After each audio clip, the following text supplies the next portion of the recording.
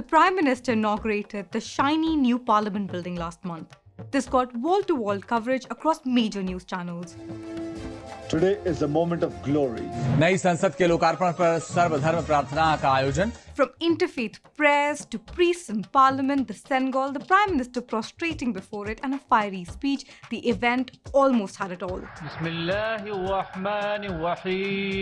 A tribute that is being paid to Mr. Veer Savarkar. Now we know that Mr. Savarkar is a sort of red flag. In all of this, one thing caught our attention. A map of India, one we are not too familiar with, presenting the Akhand Bharat mural right at the entrance of the new building. Parliamentary Affairs Minister Prahlad Joshi even tweeted a picture of it. So what exactly is Akhand Bharat? Where did this idea even come from? What's its history and how did it land up in our parliament? In this episode of Cheat Sheet, let's discuss Akhand Bharat.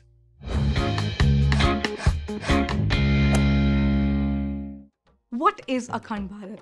Simply put, it's a golden idea that envisions a mega India stretching across South Asia.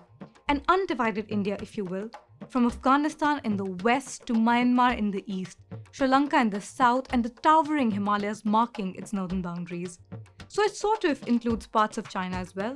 Iran is included too. Importantly, the ideology of Akhand Bharat envisions a unified territory. It's an idea deeply influenced by some bits of mythology, some bits of history, and a whole lot of politics. So let me break down the politics. Cut to pre-1947. Before partition, the idea of Akhand Bharat had been a long-cherished dream of the RSS and Hindu nationalists like V.D. Savarkar. In fact, in 2017, RSS published a map called Punya Bhumi Bharat in its magazines Suruchi Prakashan. This map refers to Afghanistan as Upganathan, Kabul as Kubhanagar, Peshawar as Purushpur, Multan as Mulsthan, Tibet as Trivishtam, Sri Lanka as Singhaldeep, and Myanmar as Brahmadesh.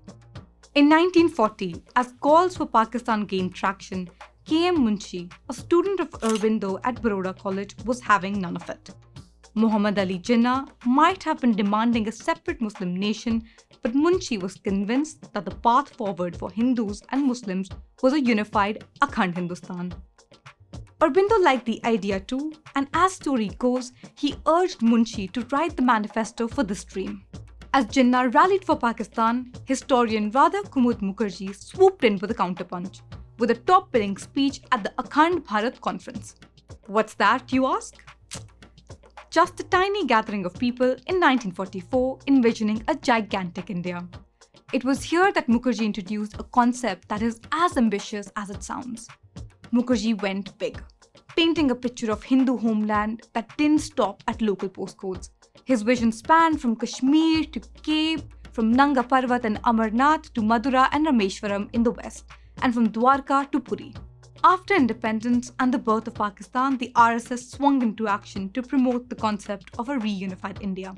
Picture this, it was August 24, 1949, and M.S. Golwalkar, the second Sarsang Chalak, was addressing a press conference in Delhi. He emphasized the need to sew together the torn tapestry of states since partition had left everyone upset. Golwalkar kept the drumbeat of reunification going at another press conference in Calcutta, just a couple weeks later. Another prominent figure in the conception of Akhand Bharat was Vinayak Damodar Savarkar. He saw India as the Holy Land, the Punya Bhumi of Hindus. Savarkar and Deen Dayal Upadhyay both clamored for Akhand Bharat, basing their arguments on the economic impact of partition, the loss of sacred sites, and the perceived external threats. For them, India was the holy trifecta: motherland, fatherland, and the Holy Land. The RSS inherited this view and Akhand Bharat became their rallying cry. So there are multiple players involved in this dream of undivided India. The BJP's predecessor, the Bharatiya Janata Sangh, stood for this concept too. Unsurprisingly, the BJP of today has kept it going. Present-day India still hums the tune of Akhand Bharat. The RSS celebrates a sort of Akhand Bharat Day each year on August 14, a dream of what could have been. The catch? This grand project seems to hinge on the transformation of India into a Hindu nation, even if the constitution stays intact. This dream model doesn't exactly mesh well with India's democratic floor plan. Beyond our border, this ideology has the potential to stir up a hornet's nest in the region, like it did in Nepal when the parliament mural was unveiled.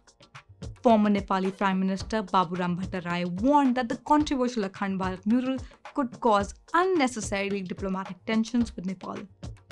It can not just exacerbate trust issues but also really stain bilateral relations. As damage control, Arindam Bagchi, a spokesperson for India's foreign ministry, said, the mural in question depicts the spread of the Ashoka Empire and the idea of responsible and people-oriented governance that Ashoka adopted and propagated. So no need to worry, okay? At the end of the day, the RSS is a cultural organization. Sure, it may push for Akhand Bharat, but what matters is realpolitik and geopolitics. And the BJP government will need to tread cautiously here. The subscription model is something that keeps Newslaundry afloat, but we need hundreds of thousands of people to completely transform the news ecosystem. So you pay for news, so it serves you. So click on the link with this video, subscribe to Newslaundry and pay to keep news free, और गर्व से कहो मेरे खर्च पर आजाद है खबरें.